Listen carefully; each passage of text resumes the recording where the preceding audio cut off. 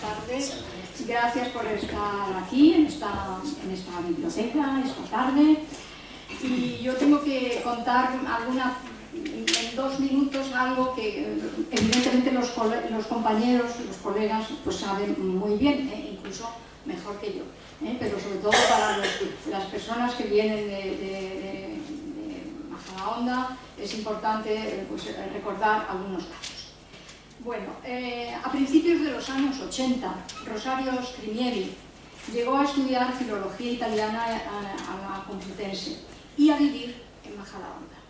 Desde entonces, su vocación y su entrega a la enseñanza y al estudio de la literatura han sido intensas, vividas con dedicación plena, y sobre todo sus análisis, sus estudios de la obra de Dante y de la poesía contemporánea, con criterios muy personales, con criterios de teoría de la literatura muy personales también, que ella ha difundido, pues la coloca hoy entre los expertos de reconocido prestigio, con una voz, como digo, muy personal.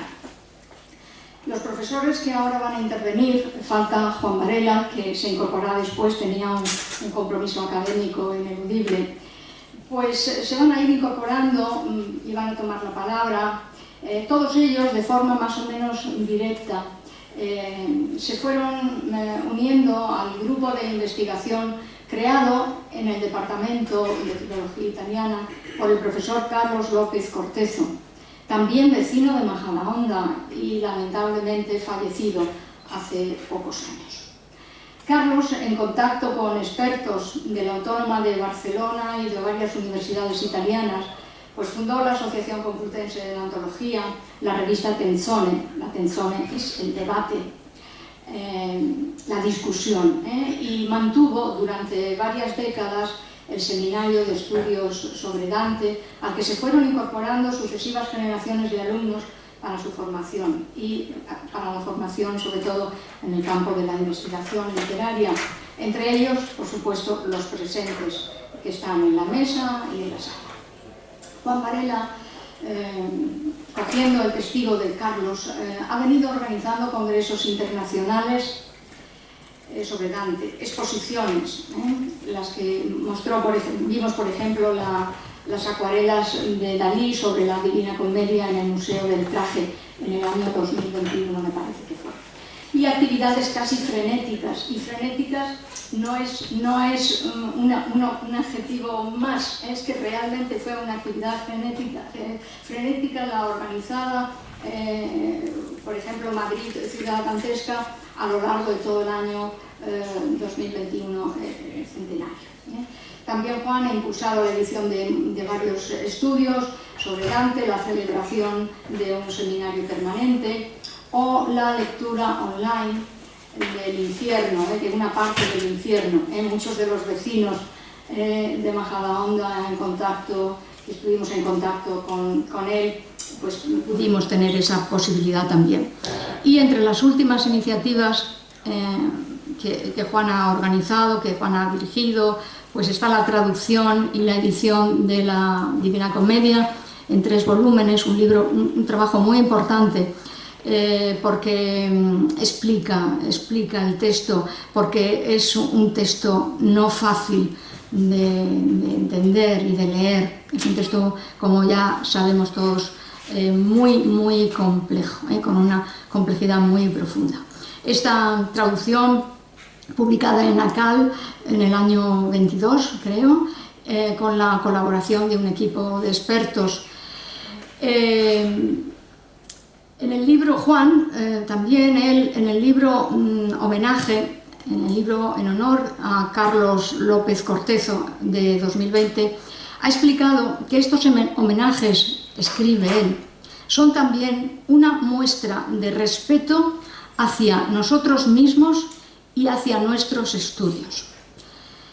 El homenaje dedicado ahora a Rosario Scrimieri es también una buena ocasión para recordar en esta biblioteca a uno de los más grandes poetas de la literatura universal, reivindicar la importancia de su estudio como enseñanza de vida también, y recordar también la enorme repercusión que la obra de Dante ha tenido en todos los espacios de la cultura, el arte, la música, como vamos a ver ahora mismo.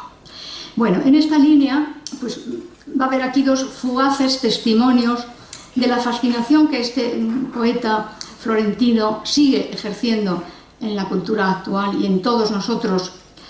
En ese sentido van a estar las intervenciones de los profesores Ángel García Galiano y Cristina Coriaso. Ángel, profesor de Teoría de la Literatura de la Complutense, que ha seguido la investigación de Carlos y muy especialmente seguidor de los criterios de método de Rosario Scrimieri, es además y sobre todo escritor y poeta. Y Cristina, encaminada, la generación más joven creo yo, ¿no? Encaminada al estudio de la poesía de Leopardi y de Dante por su maestra Scrimieri, es también cantante. Ella dice que es cantante solo aficionada.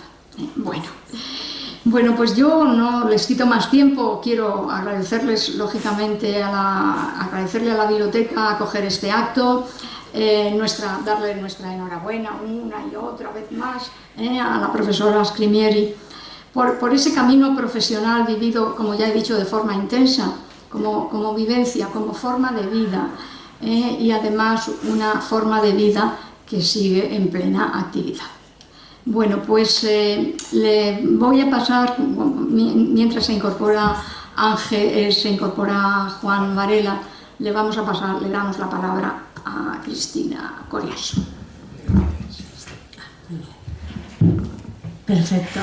Pues muchas gracias a todos por asistir a esta presentación del libro, que es la excusa que tenemos para Juan y yo y todas las personas que aquí firman, pues también para agradecerle a Rosario su amistad, para agradecerle a Rosario todos los años que hemos compartido juntos.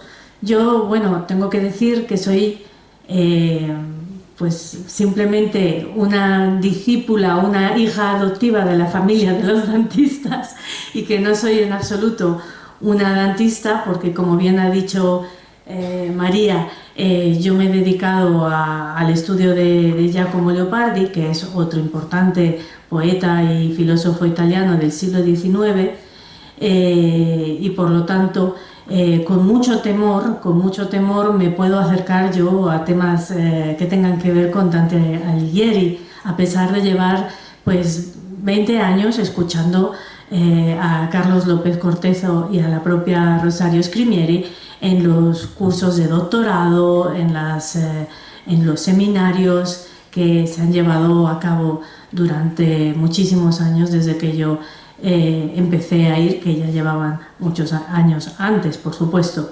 Y en todo este tiempo, pues a pesar de mantenerme siempre al margen del dantismo, pues algo he podido acercarme, ¿no? O algo he podido de alguna manera recibir también para mi formación. Y bueno, en este libro en el que hay unas firmas notabilísimas, ¿no? Muchos compañeros también del departamento, algunos de los cuales están aquí, como Cristina Barbolani, pues cada uno aporta con mucha pasión, pero también con mucha seriedad, ensayos, ante todo, sobre el aspecto fundamental de los estudios de Rosario, que de hecho la primera parte del libro se titula Dantesca. Yo simplemente he querido hacer un homenaje en el primer ensayo que aquí aparece. He ido, digamos que con una lente que cada vez se iba focalizando más, pues un repaso por la crítica dantesca, por la recepción de Dante en España, pero de forma muy somera, pero para llegar finalmente a hablar de mi maestra, de la que es mi maestra, de su recorrido y muy especialmente del fruto más importante, yo creo, de su carrera, que es el libro Despertar el alma, que es un estudio de la Vita Nuova di Dante, a través digamos, de la psicología de lo profundo de Jung, como un instrumento para penetrar y para interpretar ya no solo alegóricamente, como así lo hace la escuela alegorista de Carlos López Cortezó, sino también simbólicamente y aplicándolo a cada uno de nosotros, a nuestra propia vida, a nuestro propio recorrido espiritual, para ver en qué sentido Dante, al ser un clásico en la Vita Nuova, pues hablando de su amor y de su desamor y de su enorme pérdida ante la muerte de Beatrice, también nos está hablando del desarrollo del alma de cada uno de nosotros, ¿no? De acuerdo exactamente con la perspectiva junguiana.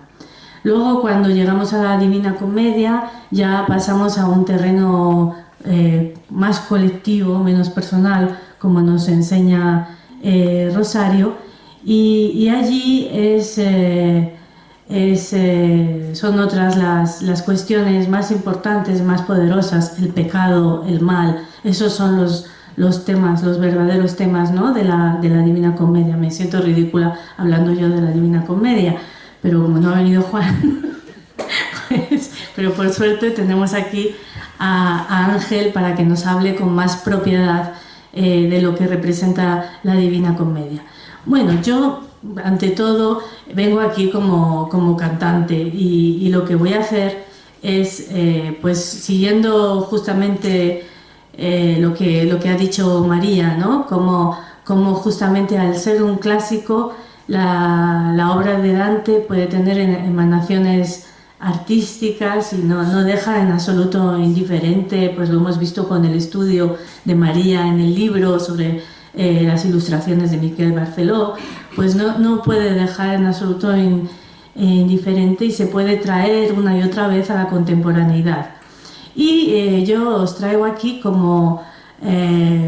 porque no quiero elogiar en exceso a mi maestra, pues hablaré de otras cosas. Entonces, la primera canción que yo voy a interpretar aquí es una canción de José Antonio Chicho Sánchez Ferlosio. José Antonio Chicho Sánchez Ferlosio es un cantautor español, hijo de Rafael Sánchez Mazas, casado con Liliana Ferlosio. Y este cantautor, hermano del famoso escritor Rafael Sánchez Ferlosio, justamente siente un influjo enorme de la cultura italiana y muy especialmente de Dante Alighieri. De hecho, recordemos, por ejemplo, que Rafael Sánchez Mazas escribe La vida nueva de Pedrito de Andría, que no es nada más que una novela en que se trae a colación la vida nueva en la contemporaneidad de este autor, ¿no? Está lleno de... menos mal. Está lleno de alusiones a la Divina Comedia de Dante. Bueno, pues como no podía ser de otra manera, Chicho siente el peso de esta cultura italiana. De hecho, el único libro que escribió se llamaba Narraciones Italianas, y una de las cosas que hace es musicar como un blues los famosos versos del 1 al 9 del canto tercero del infierno, al que luego, como veréis cuando lo interprete, he añadido también los versos 1 al 9 del canto 1 del infierno. Es muy bonito, yo creo, oírlos en italiano, y luego tendréis, además, en el PowerPoint que nos van a apagar las luces, podréis irlo leyendo en español según la versión de Raffaele Pinto, la edición de Acal de la que ya ha hablado María. La segunda intervención musical va a ser el canto 11 del Paraíso.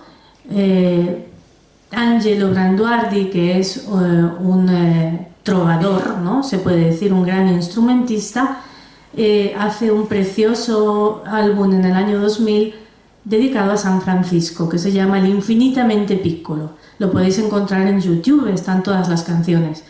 Y una de las cosas que hace, además de musicar el Cántico delle Creature, es musicar versos escogidos, salta algunos trozos del panegírico a San Francisco del canto 11 del Paraíso.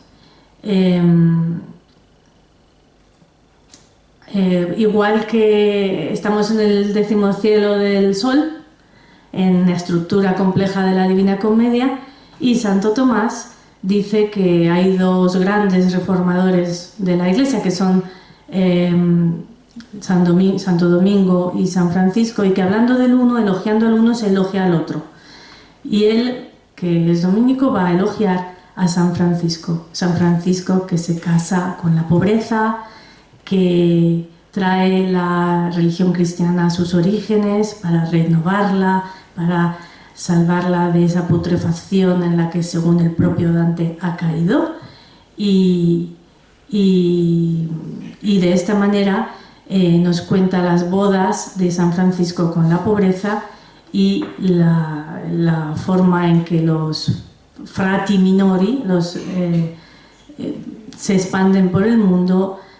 Hasta es la narración de toda su vida, como veréis en el PowerPoint, si podéis leer al mismo tiempo que yo canto esta música que le puso Angelo Branduardi, del todo neutra y que yo creo que del todo humilde, ¿no? Que lo ha hecho muy bien, porque creo que adaptar musicalmente los versos divinos de Dante Alighieri en la Divina Comedia realmente es una pretensión tan alta que lo ha hecho de una forma muy neutra y que por lo tanto creo que os puede gustar.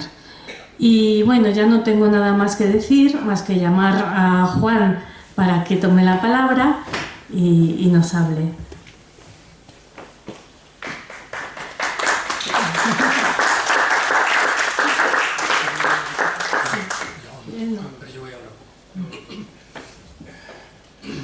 Hola, buenas tardes. Bueno, ante todo pido disculpas por el retraso. Ya había avisado previamente que probablemente no podía llegar a las 7. Discúlpenme, ha sido por obligaciones. Pero quería estar aquí, quería venir a este homenaje a Rosario Scrimieri para agradecerle, como ya lo hice en la presentación que tuvimos en la facultad, bueno, por agradecerle que sea como es y que esté como está.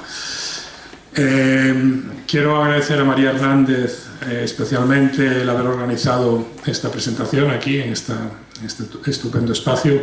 Quiero agradecer a Cristina Coriaso el magnífico trabajo de edición que ha hecho para el libro de Rosario. Ha sido un placer muy grande trabajar con ella en equipo. La verdad es que da gusto trabajar así. Y bueno, quiero poner un poco de relieve. No me quiero repetir con respecto a lo que ya dije en la otra presentación, aunque muchos de ustedes no estuvieron allí. Pero vamos, quiero básicamente señalar la importancia que para nosotros tiene el homenajear a nuestros referentes femeninos, que aquí estoy viendo ya a muchísimas, de además una generación que, como se dice ahora, porque fueron somos, que hizo que la investigación, la reflexión, el conocimiento de la cultura italiana en España haya alcanzado niveles europeos, partiendo prácticamente dal nulla, partiendo de la nada. Probablemente esto se pueda decir de otros campos también, de la Universidad Española, del saber español, porque efectivamente veníamos de una larga noche, cuando esta generación, y quiero decir, aquí están Cristina, está Maike, está Pura, está María, y esa generación estábamos saliendo de un largo túnel, ¿no? Estábamos saliendo de un largo túnel, y esto es algo que no debemos olvidar, porque cuando a veces se critica a la Universidad Española o a los intelectuales españoles o a la cultura, creo que se es muy injusto, porque se olvida que hace 50 años, cuando Rosario y todas ellas empezaron su carrera, ¿quién sabía italiano en España? ¿Quién sabía inglés? Por hablar de las lenguas, por hablar solamente de las lenguas. ¿Quién conocía, quién podía haber leído a los autores italianos que en cambio por Europa eran muy conocidos? Y veo a Ana también ahí, que no la había visto.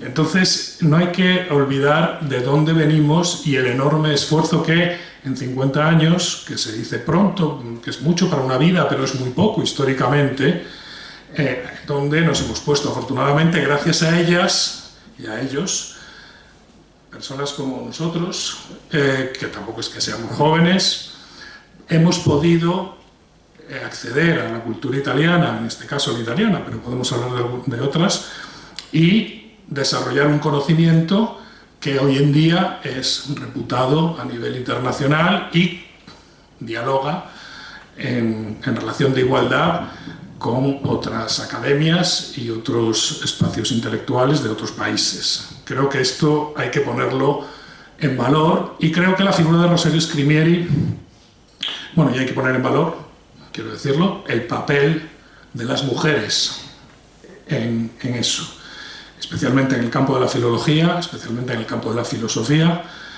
que han tenido un papel fundamental y básico para que eso se produzca. Creo que honrar, como hacemos en este libro, a nuestros referentes femeninos es doblemente valioso y, en cierta manera, una obligación. Yo me quedo muy satisfecho. A mí una de las cosas que más se me quedaron clavadas fue que llegamos un poquito tarde en el homenaje a nuestro gran maestro Carlos López Cortezo. Consiguió ver el libro, pero no disfrutarlo físicamente. Y creo que ahora, de alguna manera, esto que estamos haciendo completa ese ciclo, al menos en la medida en la que nosotros podemos hacer, que empezamos en ese momento. Quería destacar eso y quería destacar otra cosa que a mí me fascina. Hace 2 días o 3, Rosario me ha enviado 2 artículos para publicar. Esto es una maravilla. María ha participado en el libro. A mí esto me emociona especialmente. Rosario no es el pasado. Rosario está en una forma intelectual absolutamente admirable. O sea, es que han enviado no 2 artículos, 2 articulazos que son impresionantes. Uno sobre Matelda, el personaje de Matelda en El Paraíso, y otro sobre una canción, por Chaque Amor, muy poco conocida, muy poco frecuentada en Dante. Es decir, 2 artículos de altísimo nivel académico e intelectual, porque, como muchos de ustedes saben, el tema de Matelda es uno de los más complicados de la dantística, ¿no? del estudio sobre Dante. Y esto quería también ponerlo en valor porque me parece absolutamente admirable y seguimos aprendiendo de ella, seguimos disfrutando de un coloquio intelectual con ella y me gusta terminar diciendo que me siento muy satisfecho porque ella ha dicho que el libro no solo le ha emocionado, no solo le ha gustado, etcétera, sino que le ha interpelado, que le ha dado ganas de seguir adelante y de seguir trabajando. Esto es una gozada. Antes de ayer tuvimos un seminario en la facultad en el que nos dio un magnífico seminario que nos dio Cristina Barbolani sobre los estudios que está realizando del Renacimiento, y a mí me emocionaba escuchar, o sea, que hubiera jóvenes ahí. Había unas alumnas que no debían tener ni 20 años y que tenían el enorme privilegio de estar escuchando a una maestra, estaban también Pura y Rosario, que, bueno, viniendo de todo este pasado que les he mencionado, pues sigue impartiendo sabiduría y investigando y compartiendo los saberes. Nada más, el libro, creo que está mal que yo lo diga, pero ha quedado muy bien. Las contribuciones de todos los participantes son de altísimo nivel y, como se dice en italiano, muy impegnative, muy comprometidas. Y realmente es un libro que no solamente tiene un valor como recuerdo, como homenaje, es decir, un valor simbólico, sino que va a tener un valor también académico en el futuro, va a dejar una huella. Hay muchos artículos ahí que van a ser citados y van a ser muy estudiados. Y bueno, pues creo que puedo hablar por Cristina, pero creo que los dos, pero si no lo digo por mí mismo, estamos muy satisfechos y muy honrados y muy complacidos de haber publicado este homenaje. Muchas gracias y de nuevo les pido disculpas por el retraso.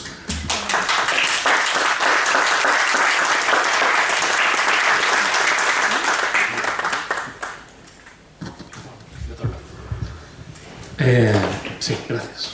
Buenas tardes, queridas amigas y amigos de Rosario, que es lo que nos une aquí.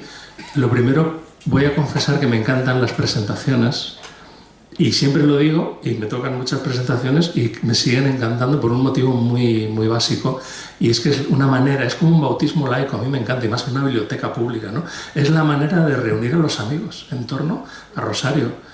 Ahora este le ha tocado a Rosario, otras veces le tocará a Cristina, otras a Juan. Es una maravilla reunirnos aquí todos en torno, con esta calidez, con esta amistad, en torno a Rosario y al trabajo que han hecho Juan y Cristina, ¿no? Y muchísimas gracias a María por la celebración. Digo la palabra con sentido estricto, ¿no?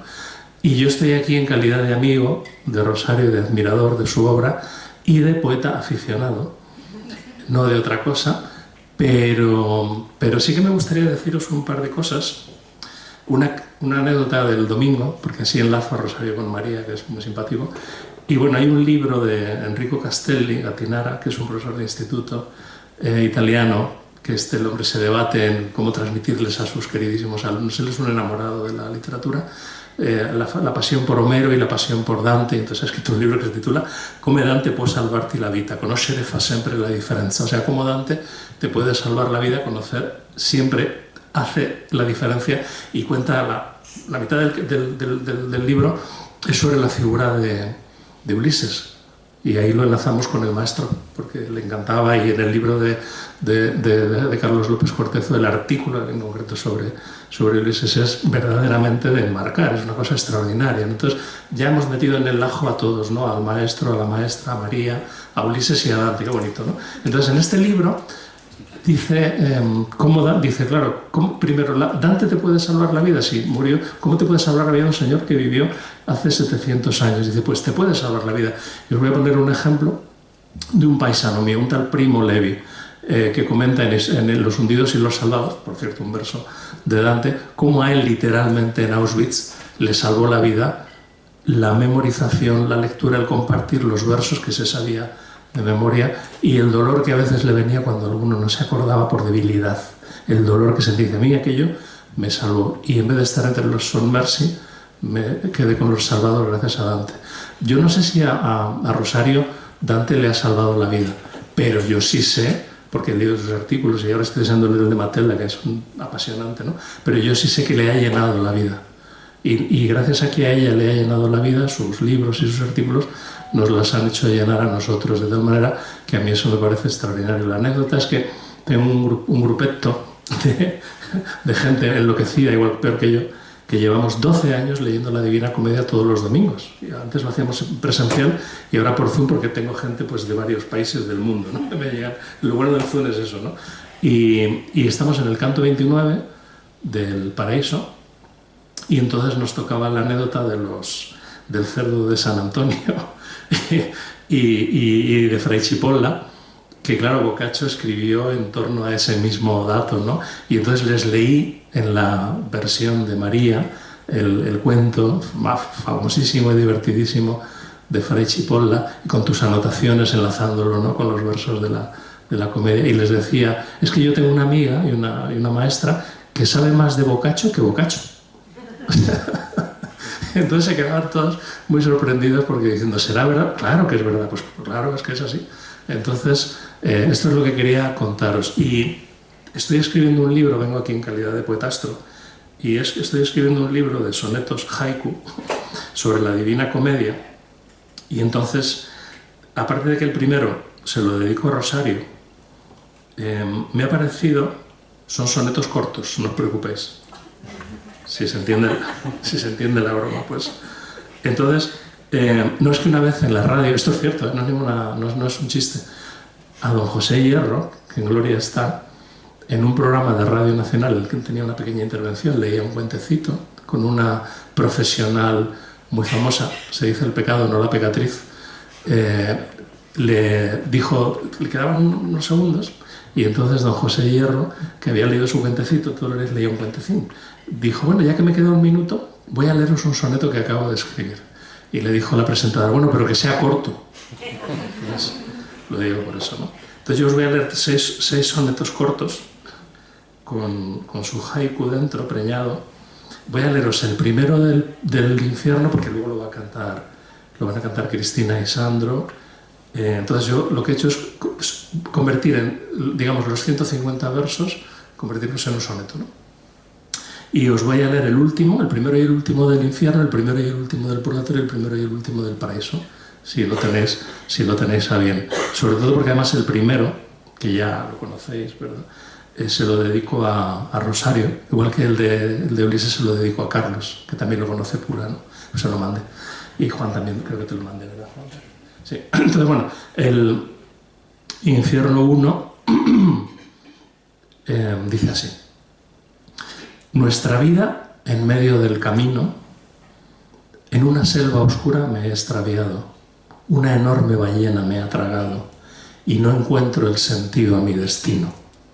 Luego un monte empinado, repentino, con 3 fieras que rugen a mi lado y me hacen recular desesperado. Entonces aparece el buen latino, Virgilio, quien me alienta. Caminante, arguye, te conviene otro trayecto, una senda fatal, un trecho duro. Mi vocación te debo, titubeante le confesé al mantuano circunspecto, quien digno caminó hacia lo oscuro. Y el haiku que está dentro del soneto dice, camino, enorme destino, empinado mi vocación. El último del infierno, el 34 del infierno, dice así. Al final del cocito congelado, un gigante sus alas tremolaba, de murciélago velas agitaba hasta rozar mi corazón helado. No preguntes, lector, lo que ha pasado, solo diré que vivo no quedaba, ni muerto. Suspendido me encontraba en parte donde nadie se ha adentrado. 3 fauces y 3 bocas deleznables, una roja, otra blanca y otra negra, furiosas masticaban con gran saña. Escarnecen 3 cuerpos miserables que a Roma traicionaron vil calaña. Acasio, Bruto y Judas desintegran. Y el haiku dice, alas agita, suspendido, mastica carne, calaña. El primero del purgatorio se encuentra con Catón, ¿verdad? El suicida Catón de Utica, que es el verso más famoso para Borges, el de Oriental Zafiro, es su verso preferido, ¿no? Empiezo así con una cita, dolce color de Oriental Zafiro, ¿no? Y dice así, el cielo se nos viste de zafiro, en par de los levantes de la aurora. Llegamos a una playa sin demora. Entonces, con sorpresa a lo alto miro y observo 4 estrellas en su giro y al lucero que a todos enamora. Un anciano romano se incorpora y demanda quién llega a su retiro. Virgilio reconoce al gran suicida, cuyo honor en Utica quedó trunco. Le explica los motivos de mi viaje que debo acometer aún con vida. Enjuaga con rocío mi visaje y me ciñe los flancos con un junco. Y dice, el haiku dice, cielo zafiro, anciano suicida, mi viaje ciñe. El último del purgatorio, con Beatrice y Dante de la mano a punto de ascender a las estrellas, dice así. Luego Beatriz me dijo con vehemencia, estate muy atento y vigilante a todo lo que expongo en este instante, pues aunque ignores parte de su esencia, habrás de transcribir tu gran vivencia y que abajo la juzguen relevante. Esta buena noticia, fascinante, que dicto en tu memoria con prudencia. Después de estas palabras fue Matilde quien me bañó en Eunoe con dulzura. Si tuviera más tiempo, cosas bellas cantaría, solemne, alegre, humilde, mas surgí de aquel agua dulce y pura, ávido por alzarme a las estrellas. Y el haiku dice, buena noticia, estas palabras, bella, alegre y pura. Ya estoy terminando. El soneto primero del paraíso, dice así: la gloria del amor que todo mueve penetra el universo y lo enaltece. Lo que vi en mi memoria palidece e intentarlo expresar pugna y conmueve. Si Apolo con sus musas me promueve, diré que mi señora se embellece mirando fija al sol y cuanto mece la corte celestial y su relieve. Quedé mirando yo a mi Beatriz, tan hondo y concentrado, tan atento, que cual Glauco noté que me endiosaba.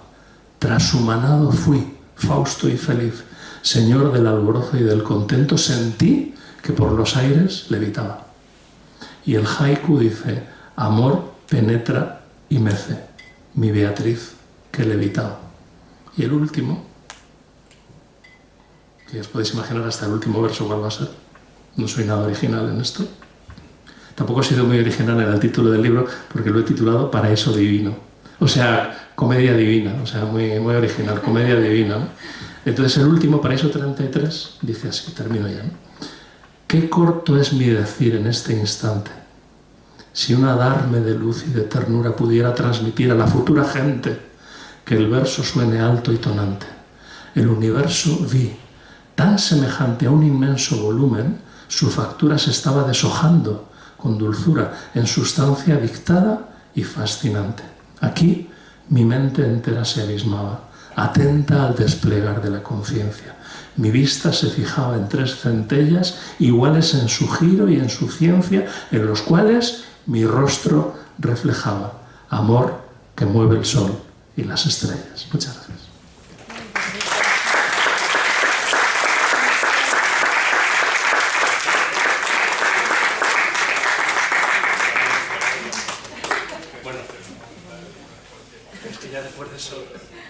Mejor así sin haiku.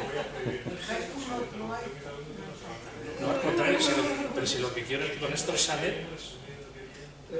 Si lo que quiero es que me dice, voy a prohibirte porque entonces mis alumnos ya no lo van a... Al revés, y yo lo que quiero es que con estos sonetos haiku todos leáis la comedia.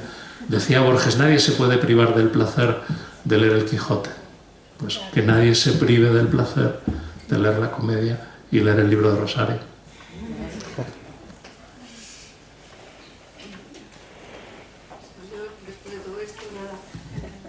Es que me parece que no funciona. Sí que funciona. Pues con mucha emoción, ¿no? Me dirijo a todos vosotros para daros las gracias por haber venido aquí y sobre todo pues para, en realidad el protagonista de este, como he dicho, de ceremonia o de este encuentro es el libro, ¿no? El libro que han escrito tantos compañeros y amigos de la facultad en reconocimiento a toda la labor que he realizado a lo largo del tiempo en la universidad. Y también quiero agradecer a María Hernández porque ella, junto con la directora de la biblioteca, han permitido que este acontecimiento, ¿no? Que este encuentro se produzca. Luego, en segundo lugar, también quiero dar las gracias a Juan y a Cristina porque han sido los promotores, ejecutores del libro, a Ángel García Galeano por lo que por todo, por estar aquí, por lo que acabas de hacer. Y también por las aportaciones que habéis hecho cada uno, ¿no? Al libro. Como digo, el protagonista es el libro en el que han participado, como ha dicho Cristina, profesores muy importantes de la Universidad Española y de la Universidad Italiana. Y claro, para mí es un gran honor, ¿no? Haber recibido de estos compañeros y de estas personas con tanto talento, ¿no? Un regalo como ha sido este libro. Y como han dicho todos aquí, el protagonista del libro se puede decir que es Dante. Y pues, por eso quisiera detenerme un instante para tratar de decir por qué, entre otras muchas razones, por qué la figura de Dante o Dante ha ejercido tanta fascinación en distintas épocas, en distintos países, en personas de distintas ideologías. ¿Cuál ha sido, ¿no?, el secreto de por qué? Y entonces yo creo que me atrevo a decir, y creo que también estarás de acuerdo, yo creo, porque creo que es la fe absoluta que tiene Dante en la naturaleza humana, en la naturaleza del ser humano. A pesar de la existencia del mal, a pesar de la experiencia del mal que él tuvo en su propia vida y que él tuvo que soportar las consecuencias del mal en su propia vida, pues Dante cree firmemente en la suficiencia de la naturaleza humana, en su integridad y en su potencialidad para alcanzar la plenitud y la felicidad en esta vida y en esta tierra, tanto individual como colectivamente, tal como lo representa en el paraíso terrenal de la Divina Comedia. La naturaleza humana, para Dante, es toda ella, también la animal, imagen de Dios, y el pecado, que es un acto de la voluntad y del libre albedrío del hombre, no puede nunca contaminar la integridad y la pureza de su naturaleza, que en sí misma es libre y está al margen del pecado. Lo que hace al hombre culpable es su mala conducta, no el que tenga una naturaleza corrupta. Toda la tremenda estructura penal de la Divina Comedia va dirigida contra las acciones de los hombres, no contra su naturaleza, que originalmente fue creada pura e inocente. El paraíso terrenal de Dante, por lo tanto, es la representación de esa plenitud inherente a la naturaleza del hombre y de la felicidad del hombre que puede alcanzar siguiendo su libertad y siendo dueño de sí mismo, como Virgilio le dice a Dante antes de penetrar en el paraíso: libre, recto y sano es tu albedrío, y señor de ti mismo yo te corono y consagro. Y como conclusión, quisiera leer unas palabras de Juan, que ha escrito en este libro tan bonito y tan hermoso, sobre este tema de la naturaleza del hombre en Dante. Dice Juan: si el hombre quiere recuperar la bondad y la inteligencia intrínseca que tiene en su propia naturaleza, un método fundamental que tiene para hacerlo es reintegrarse en la naturaleza, como hace Dante paseando por el paraíso terrenal. Volver a la naturaleza, de alguna manera, nos pone en contacto con esa naturaleza humana original y con la naturaleza perfecta, con el orden bello, con el cosmos providencial que Dios ha creado. Este es un convencimiento profundo de Dante, y es un convencimiento que le lleva a escribir la Divina Comedia. Dante dice que su misión a la hora de escribir la Divina Comedia es la de devolver la esperanza al mundo, devolver la esperanza al ser humano. Dante escribe en unos momentos que son muy parecidos a los nuestros, unos tiempos de extraordinaria violencia y de profunda crisis económica, política y sobre todo personal, existencial, de un ser humano que no encuentra su lugar en el mundo, que no sabe a dónde dirigirse.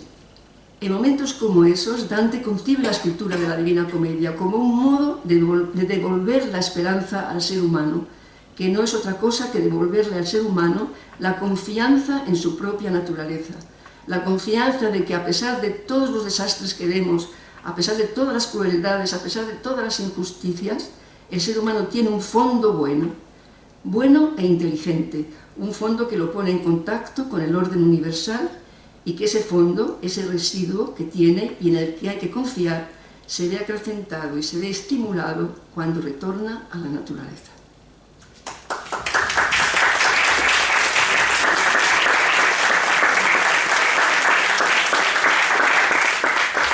Después de estas maravillosas palabras de Rosario, que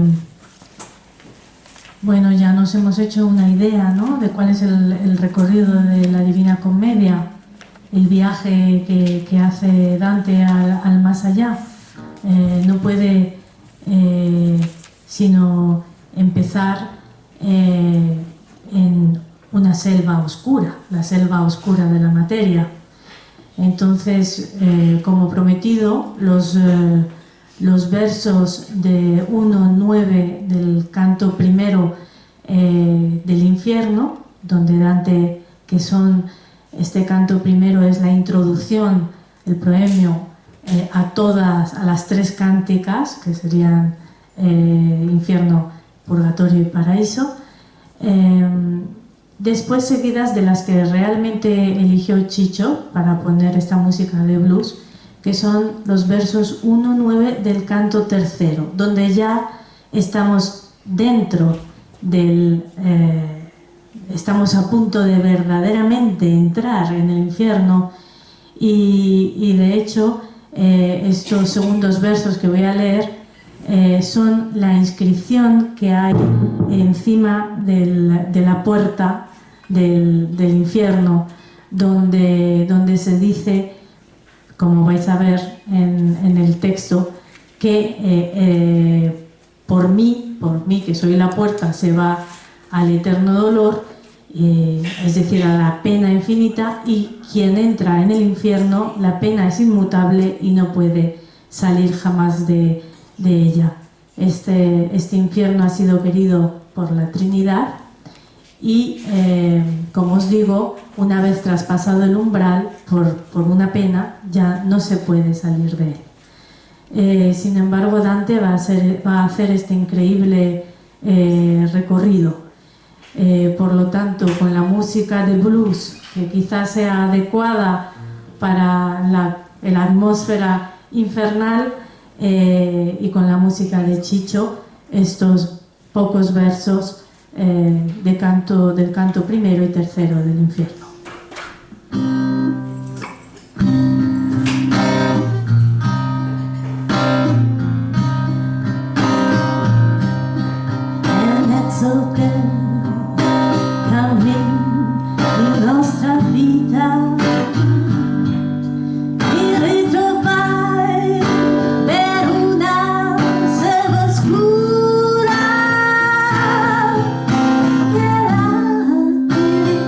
Via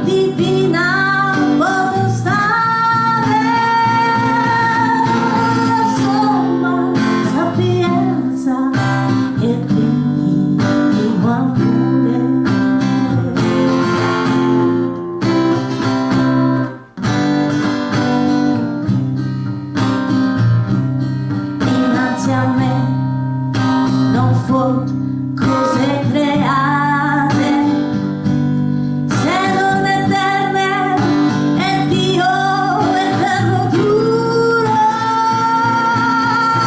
Lasciate ogni speranza che entrate.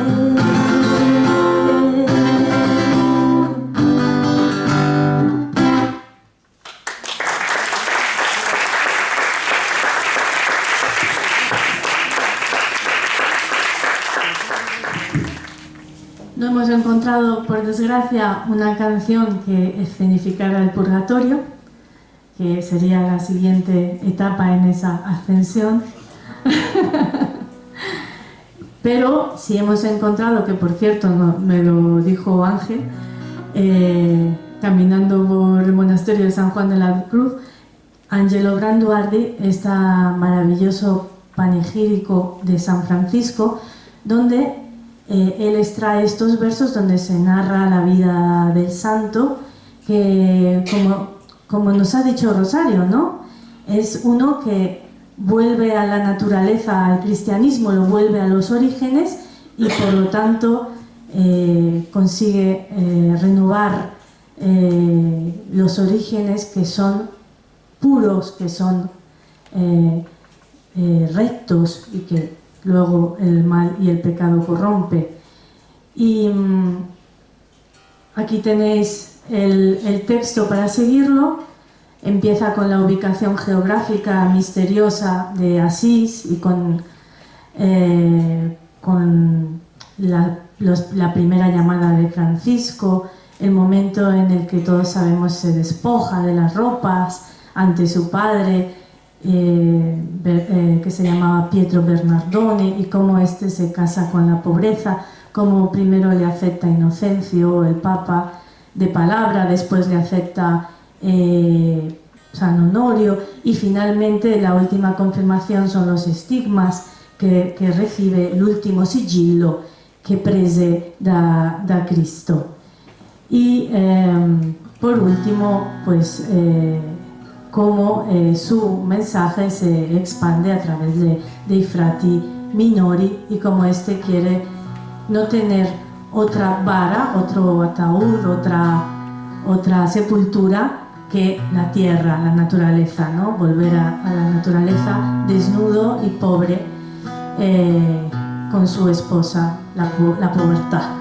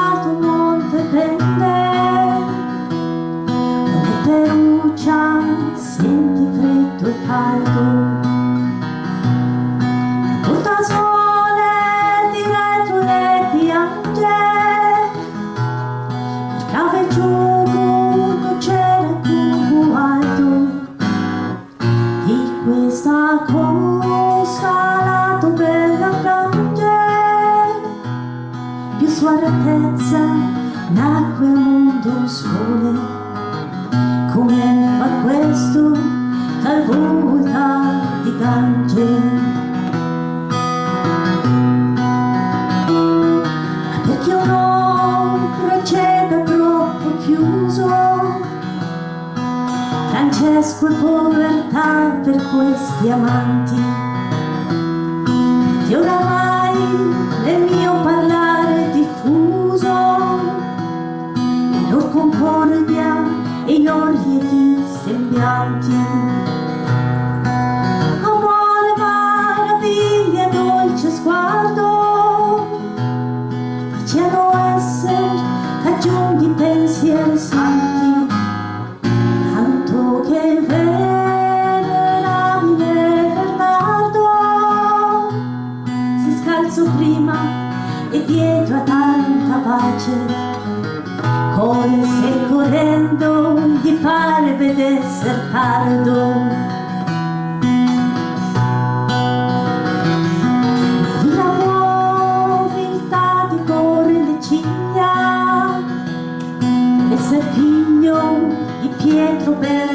perdone.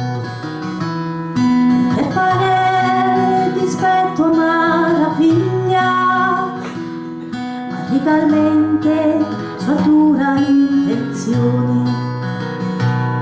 Ad Innocenzio la perse da lui ebbe un sigillo a sua religione.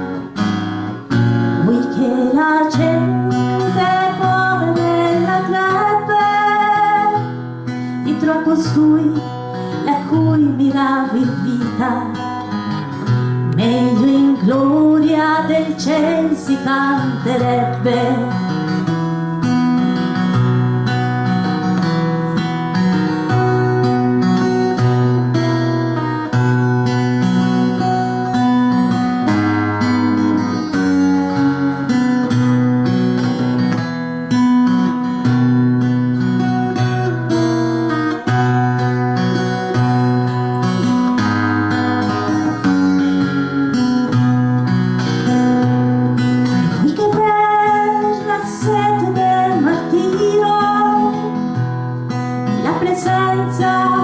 Del soldato superba predicò Cristo e gli altri che seguirono nel crudo sasso intrattenere ed arno.